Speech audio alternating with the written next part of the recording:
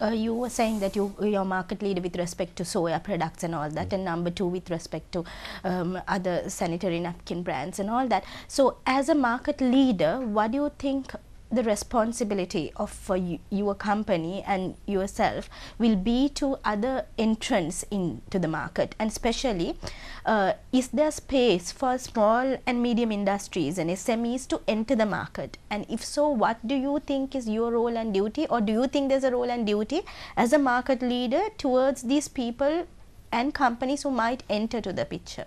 No, as a market leader, we may talk about the market leadership in a different angle. The market leadership is something which you own and might change. I mean, according to the time and the market forces and all the competition. As I explained you, we enjoyed about 35 to 40% of the market share at the beginning, and it had come down because when we started, it was about 5-6 manufacturers soya, the break bulk manufacturers soya, the pack 100 gram packs. Now it has gone up to 250. Say all these are cottage industries, most of them. But when we started it about 12 years before, 13 years before, the total market size was about 2 million packs per month. It gone up to 7 million, right? It's about increase about 3.5 times. Now you can't enjoy the entire share. I mean, you can't maintain the share. It's very difficult when you have a lot of competitions and everybody start manufacturing. But the volume had gone up. Suppose the 35 or 40% of 2 million is about 800,000, whereas 35% of 7 million is say about 2.25 million. Now all these things affected the company to thrive in such a way. But as the question you raised, that is as to how we face how we contribute for new entrants to come in. Soya, for example, I'll take soya for example. When soya, those days when we started manufacturing soya, soya wasn't a very popular product. It was recognized and perceived as a vegetarian product. But vegetarian product, we have some or other managed to, with the marketing strategies and all, managed to convert a vegetarian product into a mass market product, you see. Then mass marketing, the vegetarian, that was a niche market where we cater for, and we have some or other introduced soya to come up and to with an attractive pack in the hygienic condition. Those days when the people, the housewives, they didn't want to to take buy soya, pack of soya and take home because there were a lot of weevils inside, and there were no proper barriers for this kind of weevils and the moisture, and the product becomes soggy if you find the product soggy when you take it home, and you can't consume it. And we put soya to a pack of laminate pack with triple laminates with weevil barriers and all, and thereafter we advertise in such a way this had no more become a vegetarian product, and we made it non-veg. That's why we were the trendsetter of soya industry. The soya, being a vegetarian product, that was imported from India earlier, and no soya manufacturers exist in Sri Lanka. And we started soya with natural flavors, and we call soya as not as a vegetarian product but as a non-veg product, putting natural flavors in the sense that it becomes non-veg, right? Natural meat flavors in the sense it becomes non-veg, and we say that it's a non-veg product. We did a survey and found about 90% of the local consumer, 92% of the local consumers, the sample study, all non-veg.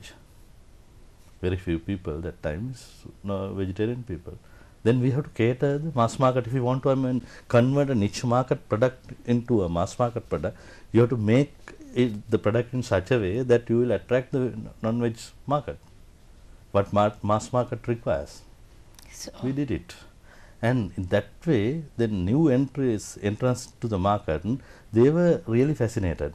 Everybody wanted to manufacture soya because very convenient industry. Only thing, the manufacturing being done with few companies in Sri Lanka, the soya, the machineries and all extrusion, but we supply the bulk to the market.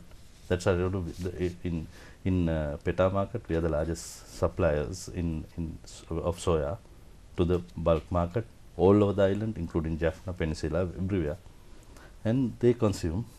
They purchase bulk and convert them into pack form with sachets and also inside in meat flavors or whatever, and market. Well, small industries, every village, if you go up maybe to electoral basis, if you go to an electorate, you get about 3-4 soya market catering for a territorial markets.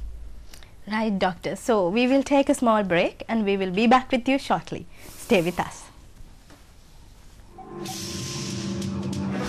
Ayubowan Sri Lanka is brought to you by National Lotteries Board, enriching our lives, enriching our land.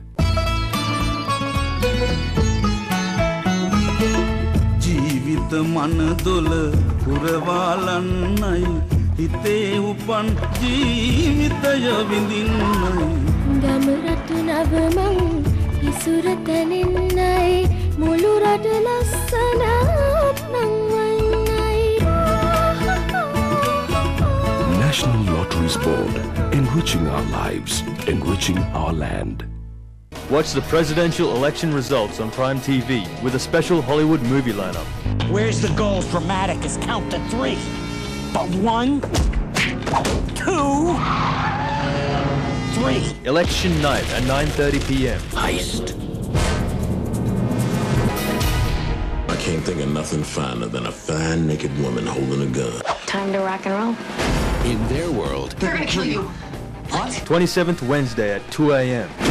the whole 9 yards.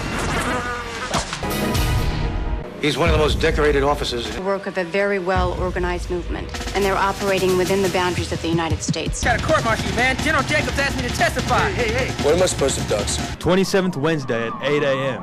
Stormcatcher.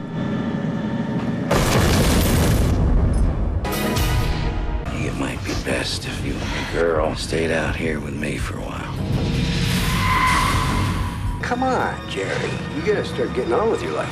27th Wednesday at 10:30 a.m. The Pledge. Only on Prime TV. For a class living. To have a good time.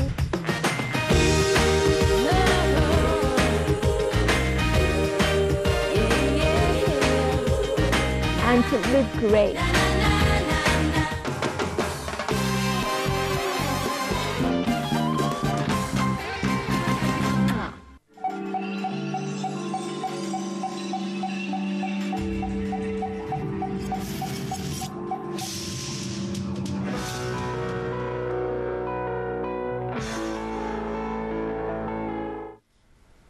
Welcome back. You're watching Ayubowan Sri Lanka, and today we have with us Dr. Ravi Liyanage, CEO and Chairman of the Kingdom of Raigam. So, Doctor was speaking about how actually the Kingdom of Raigam has also been a leader in the FCMG sector, and especially when it comes to the soya industry, how the Kingdom of Raigam has been a trendsetter. We also spoke about the contribution as a market leader in that particular industry, and how soya as a product, when it was a product of the niche market, especially the vegetarian sector, how it was converted into a mass market product through advertising and change of perception, and thus how the market was expanded in such a way. Lot of even SME industries and lot of other new entrants could come to the market, and how important the role of the trendsetter and a market leader can be in that context. He also touched upon the other industries like the saltons, and especially the Puttalam salton, and how important the public-private partnership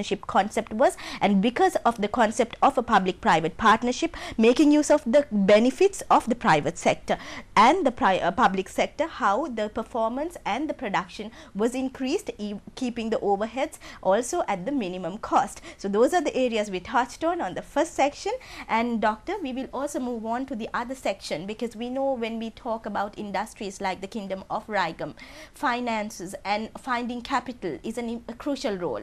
So how do you find finances and generate capital to expand and diversify into many sectors like how Kingdom of Raigam has done? No, basically it goes to